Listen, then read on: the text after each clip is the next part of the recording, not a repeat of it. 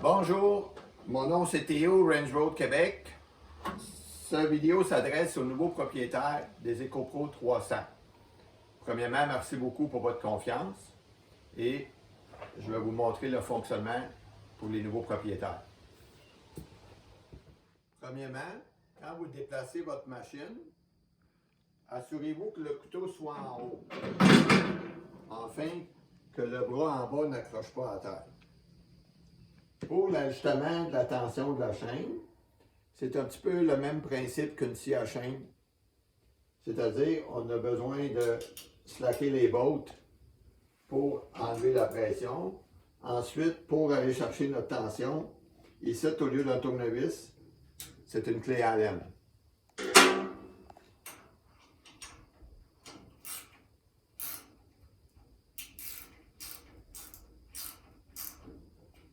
Voilà. Votre processeur est équipé d'un guide pour la longueur des bûches. Le guide est ajustable, et au moment que vous commencez à couper le bois, il va toujours se tasser un petit peu vers la gauche pour éviter que la bûche coince entre le guide et la blade de la chaîne. Une fois que votre ajustement est fait, serrez les deux bottes qui sont ici afin de garder la même longueur. De temps en temps, assurez-vous ici de nettoyer un petit peu le brintis qui peut s'accumuler afin d'y laisser son jeu normal. Pour le transport de votre machine, on lève toujours la patte afin qu'elle n'accroche pas. Ceci, c'est la patte de support. Une fois que vous êtes installé à l'endroit voulu, vous la descendez, vous allez chercher la hauteur désirée.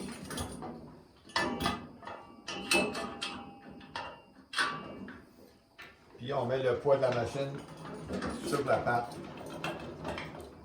de support afin d'éviter qu'elle bouge durant l'opération. Une fois que vous êtes installé, puis vous trouvez que la pôle est encombrante, qu'elle est dans les jambes, on peut, avec 3 volts, l'enlever en moins de 5 minutes. Ceci va vous donner plus de liberté de circuler alentour de votre machine. Puis ça rend la machine un petit peu moins vulnérable à se faire voler aussi si vous la laissez dehors. Ici, si vous avez choisi le processeur sans option de Avance Bio, ce support-là vient avec 2 rouleaux qui travaillent très bien pour des morceaux de bipied. Contrairement à ce qu'on peut penser, il ne va pas à terre. Il va vraiment à côté dans le frein. Il y a une botte au bout pour ajuster la hauteur puis de l'angle désiré. Quand vous déplacez votre machine, n'oubliez pas de remettre votre support en mode transport et de l'accrocher avec la clip qui vient avec.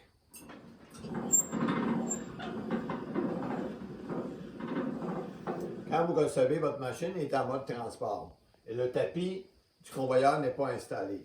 Une fois que votre tapis est déplié, quelque chose que vous allez voir dans une autre vidéo, assurez-vous de mettre toujours le pied à terre, à la hauteur désirée, afin que ce ne soit pas uniquement le câble qui supporte le poids du convoyeur.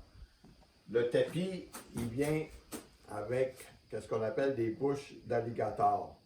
Donc, on met les petites broches ensemble, puis on rentre la broche qui vient avec.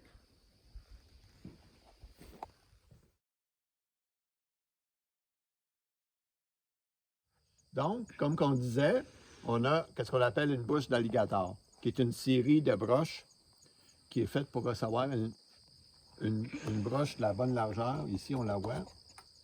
Puis une fois que la tension est dessus, il n'y a rien qui va bouger de là. Vous avez l'ajustement gauche et droite à faire, afin que le tapis soit bien aligné. Avec notre produit, vous avez un washer ici avec une bavette qui dépasse, qui va aider beaucoup à ce que le tapis reste centré. Quand vous mettez la tension, c'est très, très, très important de mettre une tension acceptable pour que le bois il monte, mais pas trop. En théorie, s'il y a une bûche qui reste coincée ou autre chose qui reste coincée, une cochonnerie ou dans le pire des cas, quelqu'un qui se mettrait le pied là, on ne veut pas une tension qui va être trop forte, une tension de guitare que j'appellerais. Parce que si jamais il y a quelque chose qui reste coincé, qu'est-ce qu'on veut? C'est que le tapis il spinne sur le rouleau. Il n'y a pas besoin d'avoir une tension plus nécessaire que qu'est-ce qu'on a besoin pour monter le bois. Ensuite, dernier petit point, Très important de mettre la patte afin que le poids du convoyeur ne soit pas sur le câble. Ça va aussi vous donner une machine qui est plus stable et qui va moins vibrer durant l'opération. Un petit point que j'ai oublié, si jamais vous n'avez pas été capable d'ajuster le tapis gauche-droite en haut, puis qu'il y a toujours tendance à le voir d'aller d'un côté ou l'autre, en bas, du côté où il n'y a pas de moteur, il y a un ajustement aussi. À ce moment-là, il suffit de slacker les deux bottes qui sont ici, puis avec ça, vous allez pouvoir ajuster l'angle du rouleau afin que le tapis soit le plus possible centré au milieu. Très important, l'huile à chaîne pour votre blade. On a un réservoir qui est de presque 2 gallons. On a un indicateur de niveau, puis on a 2 valves d'ajustement. Un que vous pouvez prendre pour vous donner le débit désiré, selon la saison, selon le type d'huile que vous mettez, puis l'autre, simplement pour ouvrir et fermer le débit d'huile. Important, pas oublier de refermer l'huile une fois que vous avez arrêté de travailler. Parlant d'huile, pas oublier l'huile hydraulique. Votre processeur vient avec l'huile hydraulique AW32. On a un indicateur de niveau. Pour opérer la machine, il est très important que votre machine soit au niveau. Elle ne doit pas pencher par en arrière ou ni sur un côté. À ce moment-là, l'indicateur de niveau va vous indiquer le minimum nécessaire qui est au moins le 3/4 dans la bulle. Si jamais vous devez rajouter de l'huile ou changer d'huile, l'huile nécessaire dans votre machine, c'est de la AW32, l'huile hydraulique. Il ne faut surtout pas mettre de la TDH ou de l'huile à transmission. À n'importe quel moment que vous partez la machine, c'est-à-dire partir le moteur, toujours le panneau ouvert. Ça a 3 raisons principales. Un, si jamais votre fendeuse a resté enclenchée, comme c'est le cas présentement, au moment de partir le moteur, la fendeuse ne va pas sortir avec un moteur qui est froid. L'autre, c'est une question de sécurité, parce qu'on sait que quand le panneau est ouvert, il n'y a rien qui fonctionne, point de vue scie et fendeuse. Et la troisième raison, c'est pour réchauffer l'huile hydraulique. C'est la meilleure façon, parce que quand la valve de sécurité coupe le circuit à la grandeur de la machine, l'huile circule sur place, fait que ça lui donne plus de rotation pour réchauffer l'huile. Il est très important, même l'été, de laisser réchauffer la machine un minimum de 5 à 10 minutes pour que l'huile hydraulique soit chaude. Bien entendu, l'hiver, c'est un processus qui est un peu différent que je vous invite à voir dans nos autres vidéos qui sont déjà en ligne. Comme vous le savez, c'est un simple câble qui enclenche la fendeuse. Si vous faites des rondins et vous ne voulez pas que la fendeuse part à chaque fois, il est très facile de le déconnecter afin que la fendeuse retombe manuelle comme sur certains d'autres processeurs sur le marché. Si votre processeur Range-Road, c'est le EcoPro 300, vous avez une valve pour ajuster la vitesse du convoyeur de bûche ou carrément l'arrêter si vous le fermez. Moi, je vous recommande, si ce n'est pas nécessaire de le ralentir, c'est de le laisser ouvert à pleine capacité quand vous l'opérez.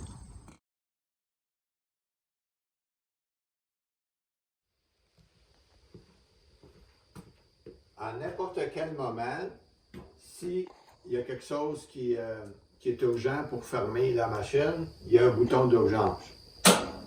Quand je pèse dessus, tout arrête, moteur, ainsi toute rotation qu'il peut avoir. Qu'est-ce qui est important à propos de ça? C'est qu'une fois que j'ai fermé mon moteur ici, il ne faut pas que j'oublie de le déclencher avant de le repartir à nouveau. Une affaire que je vous recommande de faire, c'est d'utiliser l'arrêt d'urgence vraiment seulement dans une situation où c'est vraiment nécessaire de le fermer rapidement. Sinon, je vous conseille de le fermer de façon normale, c'est-à-dire baisser le régime du moteur en premier, puis de le fermer par la clé, qui est meilleure pour la mécanique. Aussi, pas oublier que quand vous fermez votre moteur par ici, la clé elle reste à position on, allumée. Donc, après 3-4 jours, votre batterie peut avoir perdu sa charge. Une dernière affaire à propos de ça, c'est que si vous laissez votre machine dehors, à la pluie et à la neige, c'est pas mauvais de couvrir le bouton d'urgence ainsi le moteur. Si vous avez le modèle EcoPro 300, vous avez un indicateur d'heure sur votre machine. Il est important de faire votre premier changement d'heure après 5 heures d'utilisation, ensuite aux 50 heures, tel indiqué dans le manuel. Assez simple, pour changer l'huile, vous la sortez ici, puis vous la rajoutez ici. Votre moteur est équipé d'un système que s'il n'y a pas assez d'huile ou s'il manque, vous avez oublié de mettre de l'huile, le moteur ne va pas partir. Si vous avez le moteur Kohler, parce que vous pouvez aussi avoir le moteur Honda, le Kohler a ce qu'on appelle un Winter Kit. Une prise d'air ici à l'extérieur du côté froid pour l'été. Et au moment de l'hiver, où il fait un 180 degrés, la prise d'air va se faire du côté muffler. Quand que vous partez le moteur toujours avec choke, quand que vous déplacez votre machine pour la déménager, n'oubliez pas de fermer la valve du réservoir d'essence. Pour savoir comment faire un changement d'huile sur votre processeur, je vous invite à regarder notre vidéo spécifique à un changement d'huile sur un moteur de processeur. Votre processeur a quand même un fonctionnement et une mécanique assez simple. Une fois que vous avez compris les 2-3 types d'opérations que la machine a fait, il est facile dans un entretien futur de comprendre l'entretien et les ajustements nécessaires. Premièrement, quand la scie est en haut, la valve va fermer l'huile pour la rotation du moteur de la scie. Et au moment que l'opérateur la descend en bas, la valve à l'eau pour envoyer la pleine puissance d'huile dans le moteur hydraulique. Une fois qu'on revient en haut, ça ferme. Quand l'opérateur va au bout de sa coupe, le câble ici, il va enclencher la fendeuse. Une fois le câble enclenché, je vais vous montrer le bord, qu'est-ce qui déclenche la fendeuse. Comme on a dit, si je vais au bout de ma course, la fendeuse s'enclenche. Maintenant, par la position du bras, on peut voir que la fendeuse est enclenchée. La fendeuse va partir aussitôt que le bras est tourné en haut, pas avant. La fendeuse, elle va venir ici. La braquette qui est attachée sur le couvert de la fendeuse va suivre la course. Et rendue à la position au bout, elle va déclencher votre fendeuse qui fait qu'elle revient en arrière sans que l'opérateur a besoin d'intervenir. En n'importe quand, vous pouvez enclencher et déclencher la fendeuse de façon manuelle. Qu'est-ce qui est important à propos de ça? C'est que si vous cancellez la fendeuse, avant de la repartir, vous devez attendre que la fendeuse soit revenue complètement en arrière en position neutre avant de l'enclencher. Une autre affaire qu'il ne faut pas faire, contrairement à des fendeuses traditionnelles, il ne faut pas enclencher, déclencher puis donner des coups. Imaginez-vous, c'est un petit peu le même système qu'une transmission automatique. Tant qu'aussi longtemps que votre véhicule il bouge, vous ne mettez pas la position park. Ici, c'est pareil. Fait que quand que la fendeuse revient en arrière, il ne faut pas l'enclencher en mi-chemin. Il faut vraiment attendre qu'elle soit arrêtée.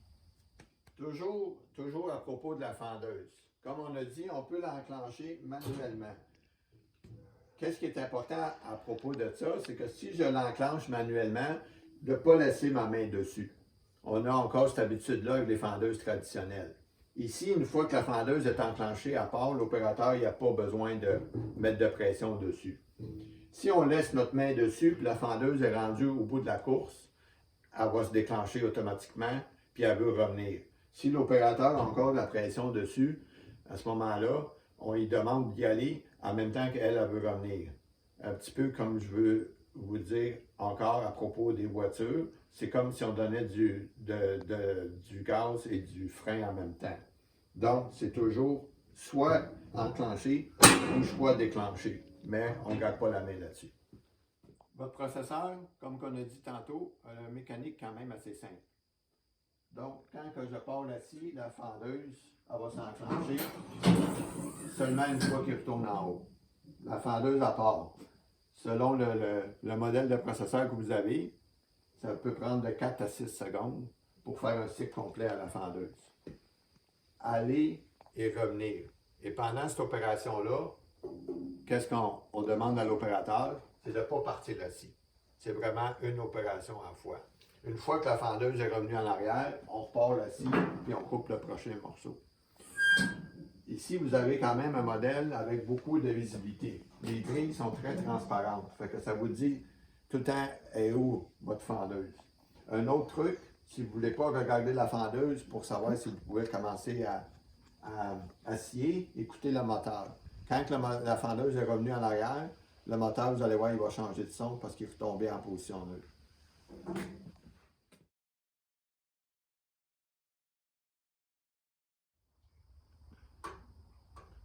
La quantité du réservoir d'essence va vous donner une autonomie de 3 à 4 heures selon le régime du moteur que vous mettez. Très important, essence super seulement. Point de vue entretien, en dehors de l'huile du moteur et l'huile hydraulique et de l'huile à chaîne, on a 3 endroits où vous devez graisser la machine. De chaque côté du rouleau du convoyeur en haut, une fois qu'il est déplié, vous avez des autres pour graisser. Puis vous en avez un du côté rouleau traction, du côté opposé du moteur, juste en dessous ici. Pour finir cette vidéo, je vais vous donner 3-4 petits points de vérification si jamais du jour au lendemain, votre machine elle fonctionne différemment. Premièrement, la braquette qui déclenche la fendeuse, est-ce qu'elle est en bonne position?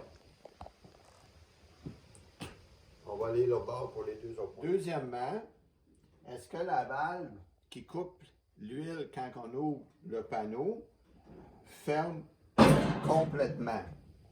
Si vous voyez trop de chrome ou vous voyez que la valve n'est pas complètement fermée, elle ne va pas donner 100% d'huile à la machine. Il y a des ajustements en haut qui peuvent, avec la vibration, savoir déplacer. On peut les ramener à la bonne position afin de maximiser la fermeture de la valve qui est ici. Troisièmement, quand que vous avez votre bras en position fermée pour la scie, est-ce que la valve ici, elle est fermée à 100%? Présentement, elle ne l'est pas. Là, elle l'est. Donc, l'ajustement de la botte ici va vous aider à ce que cette valve-là soit fermée complètement afin que 100% d'huile passe pour la fendeuse quand la valve de la scie est fermée. Donc, à propos du couteau, comme vous le savez, si je le baisse, il va fendre en 2. Si je le monte, il va fendre en 4. Si vous faites des rondins, vous pouvez carrément enlever le couteau, simplement déposer.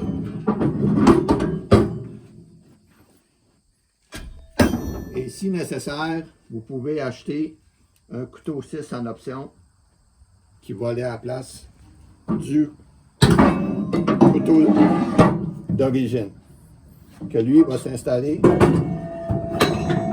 simplement de la même façon que le couteau d'origine. Voilà.